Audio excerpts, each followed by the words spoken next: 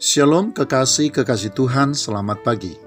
Firman Tuhan di dalam kitab Amsal pasal yang ke-16 ayat yang ke-32 berkata, "Orang yang sabar melebihi seorang pahlawan, orang yang menguasai dirinya melebihi orang yang merebut kota."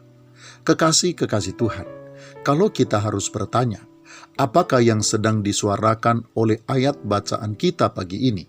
Saya kira semua kita bisa dengan mudah menjawabnya dengan mengatakan bahwa ayat bacaan kita pagi ini sedang menjelaskan tentang dampak dan manfaat dari penguasaan atau pengendalian diri. Bahwa ada dampak bahkan kuasa yang sangat besar yang bisa didapat serta dirasakan oleh orang-orang yang mampu menguasai atau mengendalikan dirinya dengan baik. Kekuatan dan pengaruh dari penguasaan diri melebihi kekuatan dari sekelompok pasukan terlatih. Demikian juga dengan pengaruhnya, melebihi pengaruh dari seorang raja atau penguasa. Sebab kekasih Tuhan, seorang raja belum tentu bisa menguasai dan mengendalikan sebuah kota secara penuh. Tetapi orang-orang yang menguasai dirinya, sebagaimana dikatakan oleh penulis Amsal, melebihi orang-orang terlatih yang mampu menguasai kota.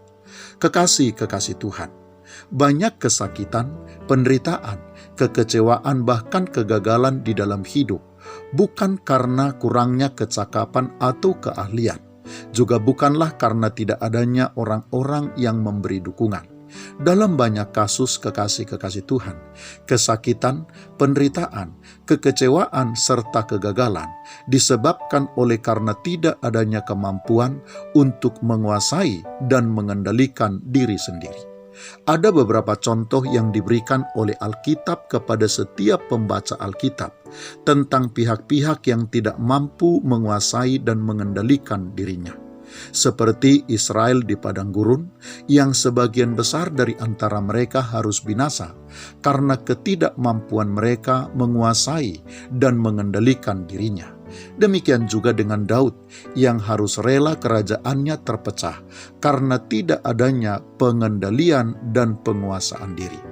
Hal yang sama juga kekasih Tuhan terjadi kepada Musa yang harus kehilangan kesempatan untuk masuk dan memimpin Israel ke tanah Kanaan karena tidak mampu menguasai diri dan mengendalikan hatinya, sehingga dengan penuh amarah memukul batu cadas agar mengeluarkan air daripadanya. Kekasih Tuhan, adalah sangat perlu bagi kita untuk mengendalikan serta menguasai diri kita. Sebab dengan penguasaan diri yang baik, kita akan terhindar dari berbagai kesukaran, kegagalan, dan keterpurukan yang tidak perlu terjadi dan tidak perlu kita alami.